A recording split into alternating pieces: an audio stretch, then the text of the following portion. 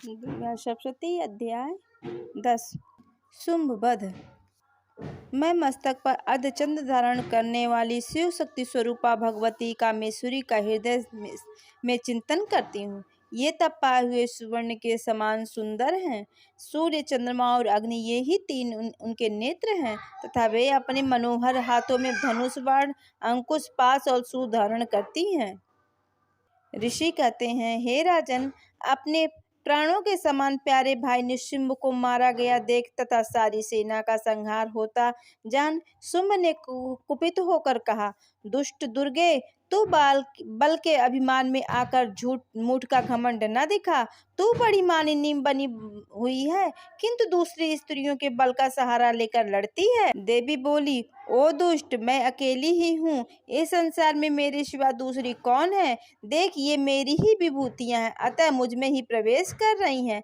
तदंतर ब्रह्माणी आदि समस्त देवियां अंबिका देवी के शरीर में ही लीन हो गईं। उस समय केवल अंबिका देवी ही रह गईं। देवी बोली, मैं अपनी ऐश्वर्य शक्ति से अनेक रूपों में यहाँ उपस्थित हुई थी। उन सब रूपों को मैंने समेट लिया। अब अकेली ही युद्ध में खड़ी हूँ। तुम ही स्थिर हो जाओ। ऋषि कहते हैं, तदनंतर देवी और शुभ दोनों में सब देवताओं तथा दानवों के देखते देखते भयंकर युद्ध छिड़ गया। बाणों की वर्षा तथा तीखे शस्त्रों एवं दारुण अस्त्रों के प्रहार के कारण उन दोनों का युद्ध सब लोगों के लिए बड़ा भयानक प्रतीत हुआ।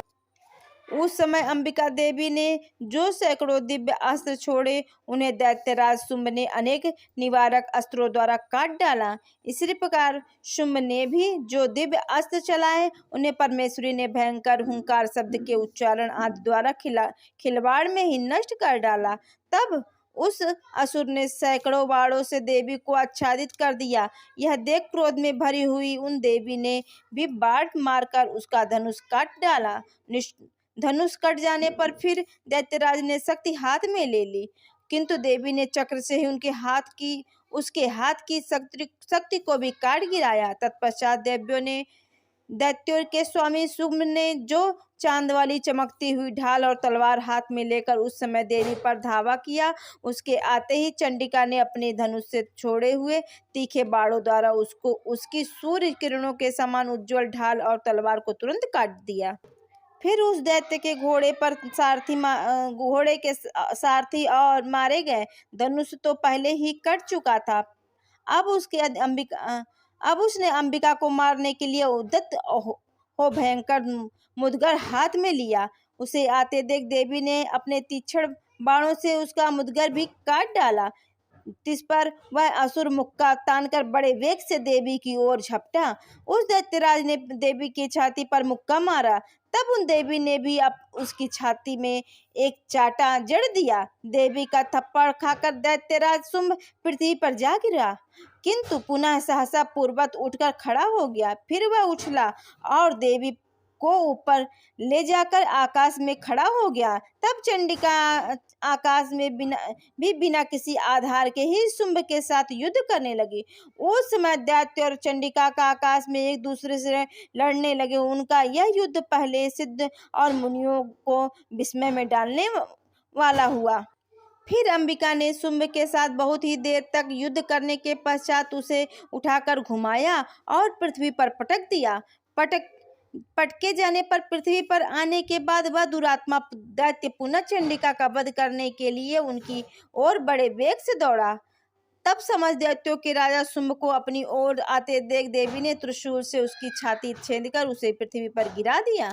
देवी के शूल की धार से घायल होने पर उसके प्राण पखेरु उड़ गए और वह समुद्र, द्वीपों एवं पर्वतों सहित समूची पृथ्वी को कपाता हुआ भूमि पर गिर पड़ा।